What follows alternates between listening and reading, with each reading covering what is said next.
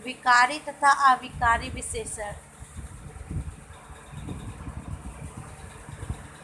विशेषण के इन चारों प्रकारों में सबसे पहले दो प्रकार के विशेषण विकारी, जबकि अंतिम दो अविकारी गुणवाचक सार्वनामिक विशेषण लिंग वचनानुसार परिवर्तित, जबकि परिमाण बोधक संख्यावाचक विशेषण परिवर्तित नहीं होते। हिंदी की विशेषण व्यवस्था की कुछ विशेषता। विशेषणों के दो भेद उद्देश्य विशेषण, विधेय विशेषण भी किए जाते हैं। यदि विशेषण विशेष से पूर्व आता है तो उद्देश्य विशेषण कहलाता है। जैसे वह काला लड़का है, मैं काला। यदि विशेषण विशेष के बाद आए तो उसे विधेय विशेषण कहते हैं। जैसे वह लड़का काला है, वाक्य में काला धातव्य है कि विधेय विशेषण भी तार्किक रूप से संज्ञा की ही विशेषता बताते हैं। कभी कभी कुछ विशेषण की ही विशेषता बताते हैं। ऐसे विशेषणों को प्रविशेषण कहते हैं। प्रविशेषण किसे कहते हैं? कभी कभी कुछ विशेषण की ही विशेषता बताते हैं। ऐसे विशेषण को प्रविशेषण कहते हैं। उदाहरण के लिए, वह बहुत चालाक है, मैं चालाक विशेषण, वह बहुत प्रविशेषण है। कहीं कहीं विशेषण का प्रयोग संज्ञा रूप में किया जाता है। उदाहरण के लिए, उस लंबू को देखो, वह बड़ों की बात माननी चाहिए। वाक्य में लंबू व बड़ों का संज्ञावत प्रयोग बहु किया गया है। हिंदी में कुछ विशेषण तो मूलतः विशेषण शब्द ही है, जैसे सुंदर, काला मोटा इत्यादि। शेष विशेषण संज्ञा, सर्वनाम, क्रिया से निर्मित होती है। उदाहरण के लिए, संज्ञा से विशेषण बनारस बनारसी, सर्वनाम से विशेषण मैं मेरा, क्रिया से विशेषण खाना खाऊं, लड़ना लड़ाकू। क्रिया इससे भी आया था मार्च में एग्जाम में, क्रिया वाला। आकर्मक क्रिया कौन सी होती है, साकर्मक क्रिया कौन सी होती है, देख लेते हैं। क्रिया जिस शब्द या पद में से किसी काम का करना या सूचित हो उसे क्रिया कहते हैं। खाना पीना, खेलना, घूमना आदि। क्रिया दो प्रकार की होती है, आकर्मक क्रिया, साकर्मक क्रिया।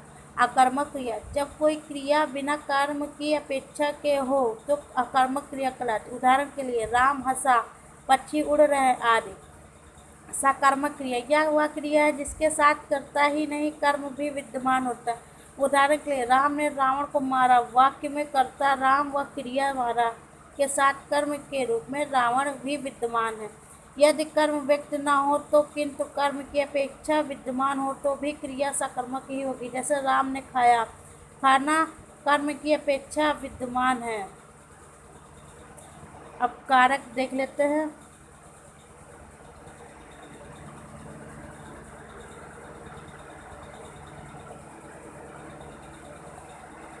व्याकरण में पद संरचना के बाद दूसरा पक्ष कारक व्यवस्था होता है। सार्थक वाक्यों के निर्माण के लिए कारक व्यवस्था का कठोर अभ्यास आवश्यक होता है। देख लेते हैं।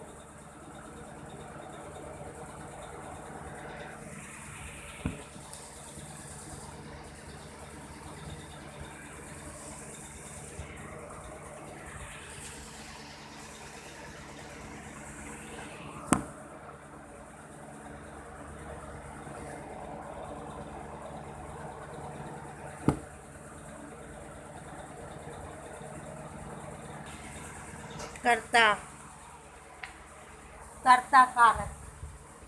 कर्ता कारक का अर्थ है वह संज्ञा या सर्वनाम पद जो किसी क्रिया को करता है। हिंदी में कर्ता कारक की अभिव्यक्ति या तो निष्पर्शद से होती है या बिना किसी संकेत के।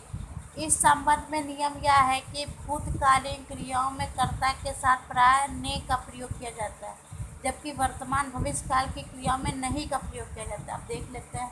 भूतकाल, उत्तम पुरुष में मैंने खाना खाया, मध्यम पुरुष में तुमने खाना खाया, अन्य पुरुष में उसने खाना खाया। भविष्य में मैं खाना खाऊंगा, तुम खाना खाओगे, वह खाना खाएगा। वर्तमान में खाना खा रहा हूँ, तुम खाना खा रहे हो, वह खाना खा रहा है।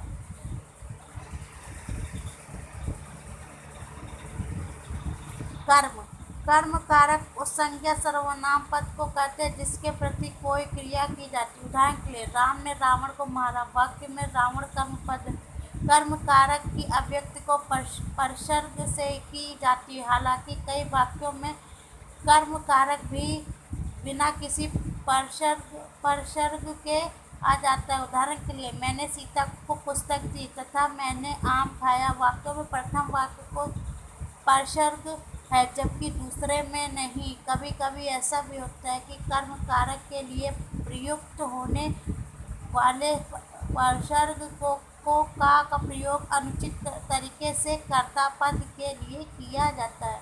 उदाहरण के लिए, मुझको आपको समझाना है तथा हमको घर जाना है। वाक्य में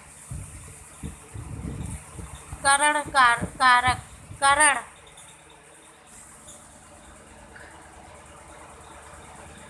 करण कारक वह संज्ञा या सर्वनाम पद है जो किसी क्रिया में साधन के रूप में प्रयुक्त होता है। जैसे राम ने रावण को तीर से मारा। वाक्य में तीर कारण पद है व इसका परसर्ग है। संप्रदान कारक का वह संज्ञा सर्वनाम पद है जो किसी क्रिया का उद्देश्य होता है। उदाहरण के लिए, राम ने रावण को सीता के लिए मारा। वाक्य में सीता संप्रदान पद है व के लिए उसका अपादान कारक वह संज्ञा या सर्वनाम पद है जो किसी क्रिया आरंभिक आधार होता है किंतु आगे चलकर क्रिया उससे अलग हो जाती है।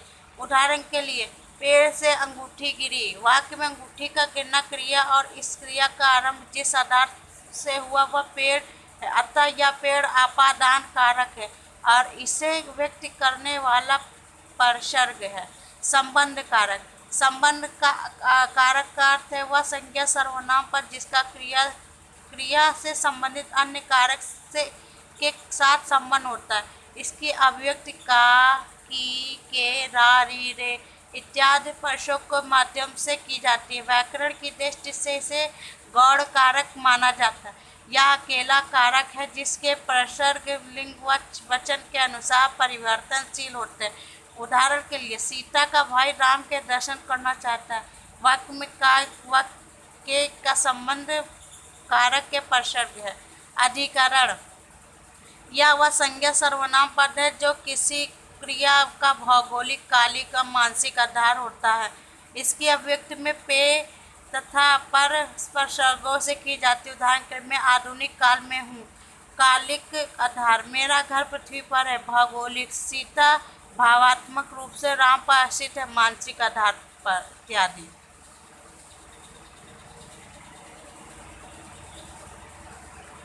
संबोधन